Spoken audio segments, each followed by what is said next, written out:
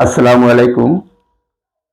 গত 12ই ফেব্রুয়ারি আমাদের একটি সাধারণ নির্বাচন হয়ে গেছে। নির্বাচন পরবর্তী সময়ে নতুন সরকার দায়িত্ব গ্রহণ করলে আমাদের শেয়ার বাজারের সূচক বৃদ্ধি পায়। এটি আগে থেকে দেখা গেছে এবং ক্যাল বাংলাদেশ এর আগে একটি প্রেডিকশন করেছিল যে আমাদের ডিএসই সূচক 10,000-এ গিয়ে পৌঁছাবে। নানা তথ্য-উপাত্ত বিশ্লেষণ করেই তারা এই তথ্য দিয়েছে এবং সেটা সকল বিনিয়োগকারীরই একটি স্বাভাবিক প্রত্যাশা। তবে বিনিয়োগকারী হিসেবে আপনাদেরকে একটু সতর্ক হতে হবে, সতর্কতার সাথে লেনদেন করতে হবে, তাহলে বাজার ভালো থাকবে এবং আপনারাও লাভবান হতে পারবেন। আমি একটু ঐতিহাসিক দিকে চলে যাই যে যখন নির্বাচন পরবর্তী সময়ে নতুন সরকার দায়িত্ব গ্রহণ করেছিল তখন আমাদের সূচকের কি অবস্থা হয়েছিল। 1991 সালে আমাদের সূচক ছিল 351, এটা বেড়ে হয়েছিল 391, অর্থাৎ 40 পয়েন্ট বেড়েছিল। এই সময়ে আমাদের মার্কেট রিটার্ন ছিল 11.5% আর পি ছিল 12। 1996 সালে সূচক 950 থেকে 2280-তে চলে গিয়েছে, অর্থাৎ একটি বড় রকমের বাবল তৈরি হয়েছে।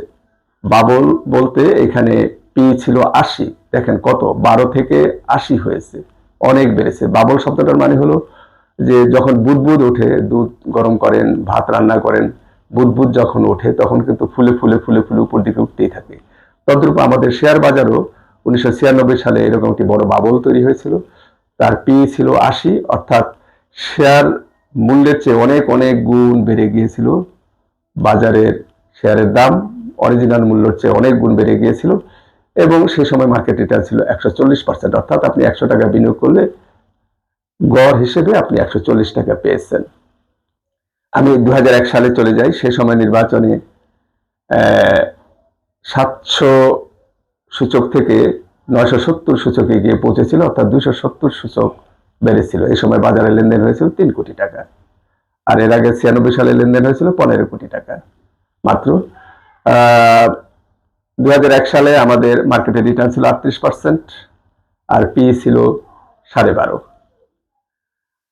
2008 সালে আমাদের যে নির্বাচন, সেই নির্বাচনের পরবর্তী সময় যখন সরকার গঠন করা হয়, সেই সময়ে 2750 থেকে সূচক বেড়ে 4540 হয়েছিল, লেনদেন হয়েছিল মোট 300 কোটি টাকার মতো।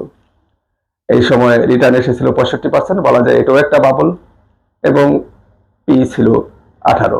2014 সালে 4200 থেকে সূচক বেড়ে হয়েছে 5120, অর্থাৎ সেই সময়ে লেনদেন হয়েছে 460 কোটি টাকার মতো। পি ছিল প্রায় 16-র কাছাকাছি আর রিটার্ন ছিল 22.5%। 2018 সালে আমাদের সূচক ছিল 5350, সেখান থেকে বেড়ে হয়েছে 5970। এই সময়ে পি ছিল আমাদের 15 আর রিটার্ন ছিল 11%। 2024-এ আমাদের সূচক 6240 থেকে কমে হয়েছে 5470 আর লেনদেন হয়েছে 760 কোটি টাকা। এই সময়ে আমাদের পি 13 আর রিটার্ন পাওয়া গেছে 12%-এর মতো। এই যে 2026 সাল, এই 2026 সালে এই ক্ষমতা গ্রহণের, নতুন সরকার ক্ষমতা গ্রহণের আগ পর্যন্ত আমাদের সূচক দাঁড়িয়েছে আজকে পর্যন্ত 5399। আমাদের এই মুহূর্তে পি হলো 10 আর রিটার্ন যেটা ভবিষ্যতে বোঝা যাবে কত আসবে। লেনদেন আমরা গতদিন পর্যন্ত যেটা পেয়েছি 790 কোটি টাকা। তবে একটু বলে নেই যে 2025 সালের মাঝামাঝি সময়ে যখন আমাদের সূচকের উত্থান ঘটেছিল, 5675 গিয়েছিল, সেই সময় প্রায় 1400 কোটি টাকা লেনদেন হয়েছিল। একটু মাঝখান থেকে বলে নিলাম। আমরা এখন একটু বিশ্লেষণ করলে যেটা পাই সেটা হলো যে আমাদের পি এখন সর্বনিম্ন 1991 সাল থেকে এই যে 2026 সাল পর্যন্ত যে ডাটা আমাদের কাছে, এই পি এখন সর্বনিম্ন, অর্থাৎ 10-এরও নিচে 9.something, 9.7, অর্থাৎ সর্বনিম্ন অবস্থায় আছে। সুতরাং বাজার ভালো হওয়ার সমূহ সম্ভাবনা আছে, এতে কোনো সন্দেহ নেই। তবে বিনিয়োগকারী হিসেবে আপনাদের কাছে একটু পরামর্শ থাকবে যে আপনারা কিন্তু তাড়াহুড়ো করে বিনিয়োগ করবেন না, ধীরে সুস্থে দেখে শুনে বুঝে শুনে আপনারা এন্ট্রি নেবেন। যদি তাড়াহুড়ো করেন শেয়ার পাচ্ছেন না তাই বলে তাড়াহুড়ো করে নিতেই হবে এমন না, আপনি অপেক্ষা করেন, অপেক্ষা করে আবার নেন, হ্যাঁ, ভালো হবে। একটা কথা মনে রাখতে হবে, ইতিমধ্যে কিন্তু আমাদের যে রেজিস্ট্যান্স সেটা কিন্তু চলে আসছে 70-এর উপরে। 70-এর উপরে গেলে কিন্তু সেটা ওভারবট হয়ে যায়।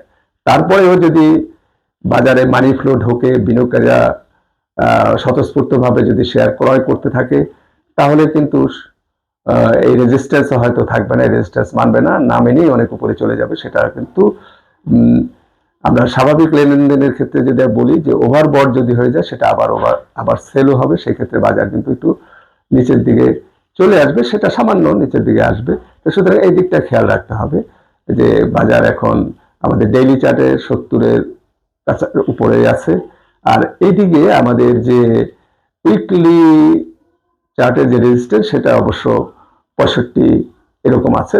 এখানে বলা যায় যে আরো ক্রয়ের, অর্থাৎ আরো ক্রয়ের বা আরো বাইয়ের সুযোগ আছে। যা হোক, আপনারা দেখে শুনে বুঝে ধীরে সুস্থে লেনদেন করবেন, তাড়াহুড়ো করবেন না।